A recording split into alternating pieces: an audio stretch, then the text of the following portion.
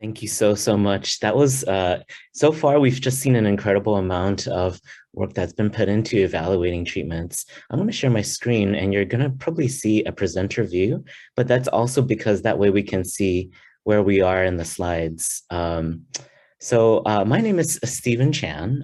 It's a pleasure to be here. I am a clinical assistant professor at Stanford University School of Medicine. I also work with UCSF Hospital Medicine with some of their clinical informaticists on evaluating technologies for integration into the electronic health record system.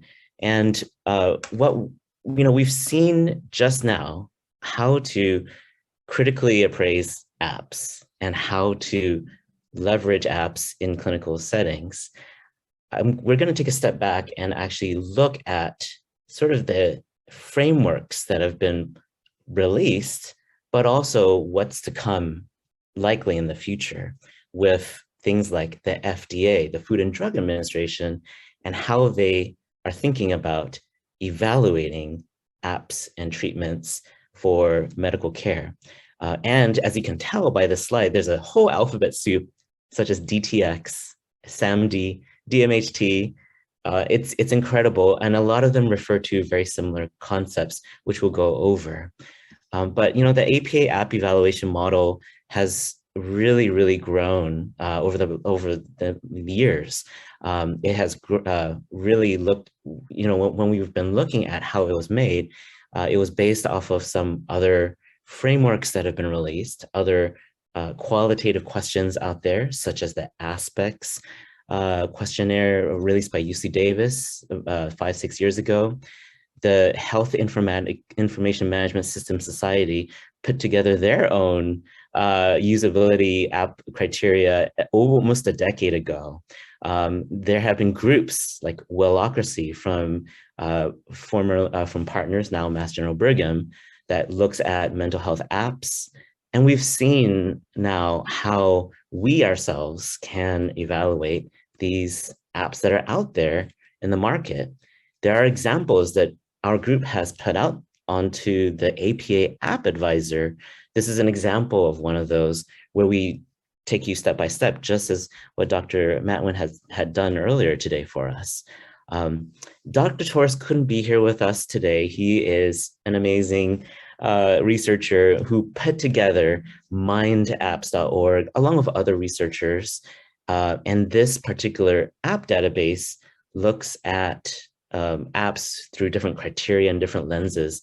And this is freely available, kind of like a Consumer Reports style database for all to see. Dr. Schuler at the University of California, Irvine has also released this with the One Mind organization, something called Cyber Guide, which looks at mental health apps, and they have their own criteria as well. So many criteria out there, lots of different ones out there, such as, and this is just a snapshot, right, of different criteria and checklists that you can use, such as Enlight and the mobile app rating scale from Queensland University of Technology. All of them have their own different ways of looking at it with different qualitative versus 5-point scale or checklists that you can use for your own practice. And in Steve, fact, I'm sorry to jut in. We're seeing your presenter view. If that's what you want, that's fine. But otherwise, if you click use slideshow on the top left, that might be what the audience is used to. Yeah, no, this is intentional. Okay, just making sure. Yeah, this was and so we've got the presenter view here, but it's also so that we can all follow along with the thumbnails below. So thank you. So this is a snapshot of some of the frameworks that are out there. This is certainly not comprehensive because just a few days ago, one of our colleagues, Dr. Sobowal from UCLA Health, released a paper on diversity and inclusion criteria and the criterion that can be used by developers and evaluators for looking at apps. And they actually have a long list of different frameworks that they themselves have evaluated on different domains like access, content, and appearance. Things like can people speak the same language? can people understand the literacy and the readability of the content? Can people understand the not just the content, but is it also diverse in terms of its visual representation? So there's a lot of different criteria out there. And this is part of this growing field of digital mental health. Dr. Torres recently released this article that really summarizes quite well earlier this year in World Psychiatry on a lot of the different frontier technologies, such as digitally delivered psychological therapies, which is highlighted in red here, smartphone data, social media, virtual reality, and chatbots. I particularly highlighted the first one, digitally delivered psychological therapies, because a lot of new apps that are trying to get digital therapeutic indications are incorporating principles of cognitive behavioral therapy into their app. And so we'll see how that is playing out. So the analogy I'm using in terms of how, the food, so we're going to introduce the Food and Drug Administration and some of the other players that are looking at how they can regulate these apps. It's very fascinating. We are looking at sort of, this is not a one-to-one analogy, but if you think about sort of the things that we ingest, oral medications, the US Food and Drug Administration highly regulates those ingredients, the way it's manufactured with some variants, and the safety profiles of those oral pharmaceuticals, but a much wider sort of scope of the things that we ingest include nutritional science. There's a lot more variety and a lot more variance in terms of what we put into our bodies. So too, we're seeing with digital health and the apps that we are evaluating, and the digital health terminology encompasses not just the apps, but also informatics technologies, electronic health record systems, back office functions, administrative functions. But as a subset, we're also seeing things like digital medicine and digital therapeutics, which are abbreviated DTX. In the Food and Drug Administration parlance, that's software as a medical device, or SAMD. And there have been some industry groups that have been looking at how to best define it, which is why you're seeing a lot of alphabet soup out there. And this particular society, Digital Medicine Society, has looked at digital medicine and defining it as a subset of digital health that has more clinical evidence supporting its use. Digital therapeutics is much more narrowly defined as targeting or curing, treating, or diagnosing specific conditions, specific medical conditions for medical purposes. There was a paper released by UCSF's Atul Butte and the Institute for Computational Health Sciences about a year ago. This was the latest data that they had regarding all the digital therapeutics that were being put through the Food and Drug Administration.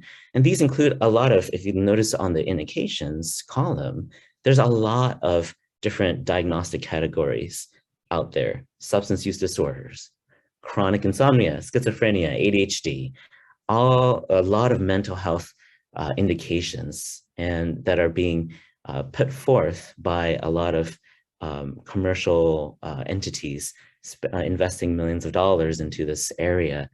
And they're particularly going through this so that they can demonstrate a certain degree of efficacy and distinguish themselves from the usual apps that you'd find in an app store. So the terminology is evolving.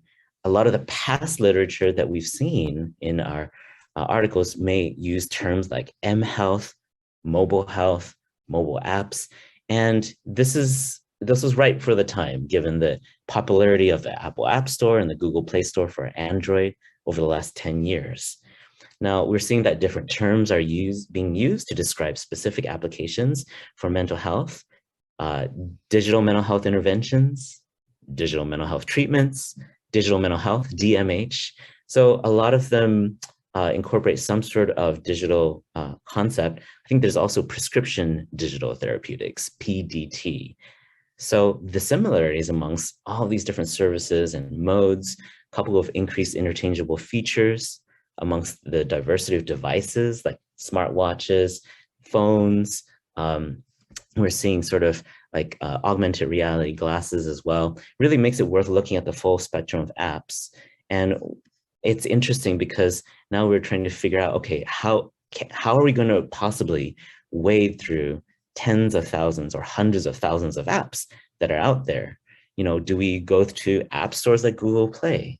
Well, it's easily accessible by all consumers, but there are certain disadvantages.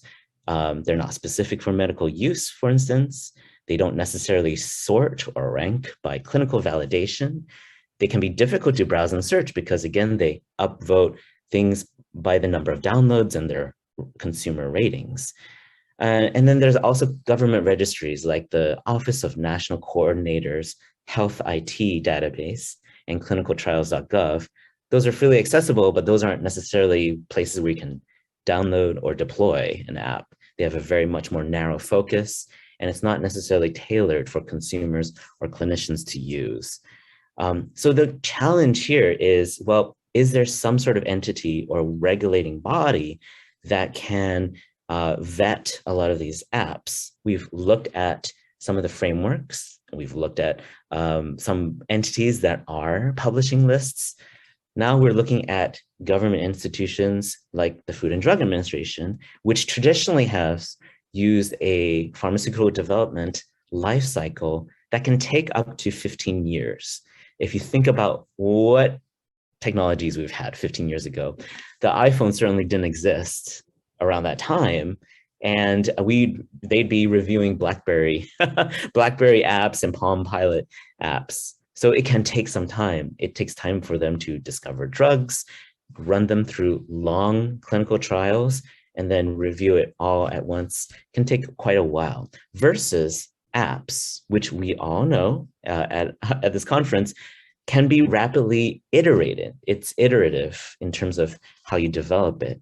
You create a prototype, you can make it a minimum viable product, you can deploy it to patients or users or clinicians to try, give feedback, make tweaks, and then do this all within a matter of weeks to months versus medications, where the ingredients for the medications don't necessarily change, right? They are fixed after they're deployed.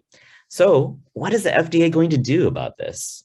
The FDA, over the past few years, has proposed something that's not yet in production, but they've released guidance documents, they've released frameworks, something called the Software Pre-Certification Program.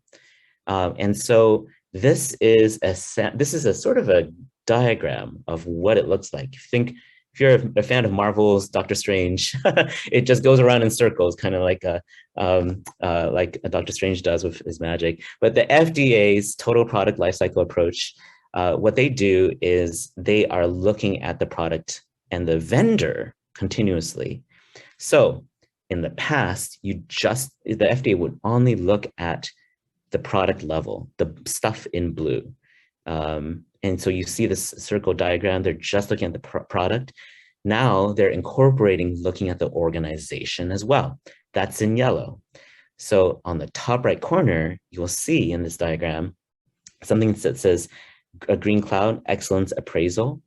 This is where the FDA starts evaluating whether the organization is taking into account things like patient safety, cybersecurity, efficacy, and are they able to demonstrate a culture of quality and organizational excellence? Are they able to show that they document things well, do code check-ins, do version control, things that would be make up good software development principles?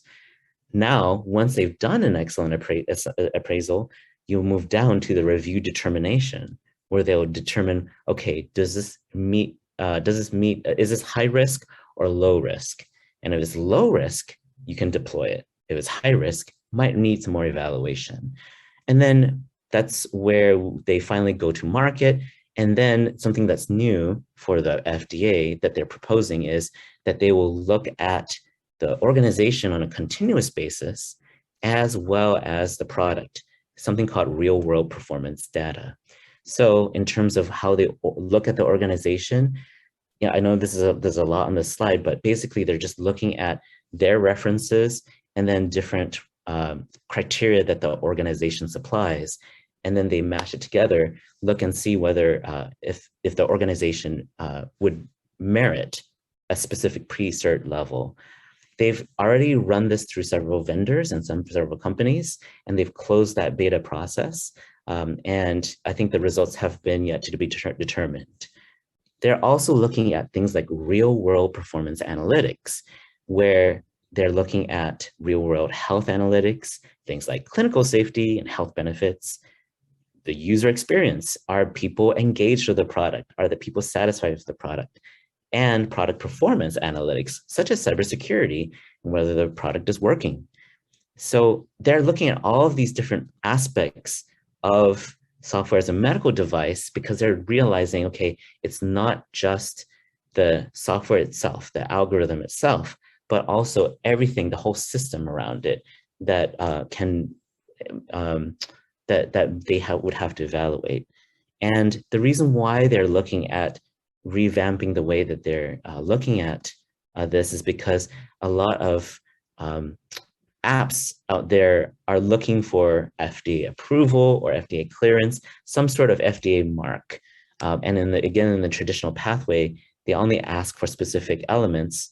They're proposing looking at all the other elements in yellow and green, which includes things like, again, version control, software firmware, algorithm, performance, etc.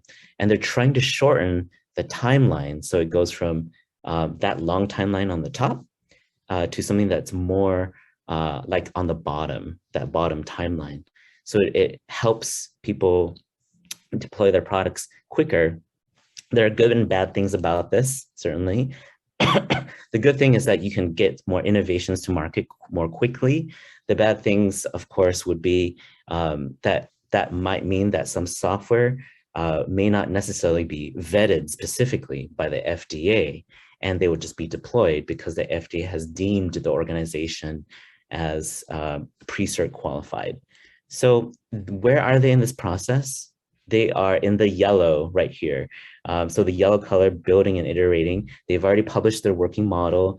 They I don't think that they've expanded their stakeholders yet, but they've already worked with a specific set of partners that create software. And eventually they're going to scale this up as well, so that, at some point in the future, we can potentially incorporate, these digital therapeutics or apps into our clinical workflows without us having, with some guarantee that the organization is trustworthy, with some guarantee that the app may be safe, and that meets some sort of standards that the FDA has set out. But until then, it's just one set of standards. It's not necessarily that, I don't think that this particular body has been comprehensive. Some things that are missing from the FDA's process, I believe, include things like, whether the CBT content is valuable or not. Does it follow good psychological principles? Does it follow the DEI criteria that we mentioned earlier in the talk? And so the FDA it's just one layer of evaluating whether something, just like with medications, right? It's one layer of determining whether or not something can be usable or not. Just as a shout out, we talked about some of the work that we've done individually. I'm a co-investigator on a project at UCSF called Advice, where we're looking at digital health software tools. We're creating a digital health common application, DHCA. This common application is a single unified intake form that vendors can create and fill out, and then have it disseminate to multiple health systems throughout the nation. So this is something that's in beta and we're piloting, and it is something that is distinct from a lot of the app processes where we have apps that are disconnected from EMRs. This is specifically for EHRs. So if you're interested in this and you work and you're part of a health system that's interested in getting apps in through a unified intake, reach out to me. I'd love to hear from you. So again, just as a summary, terminology summary, we've talked about DMH, digital mental health apps. We've talked about DTX, digital therapeutics, and SAMD, software as a medical device. And that's it. You can contact me on social media and through my website.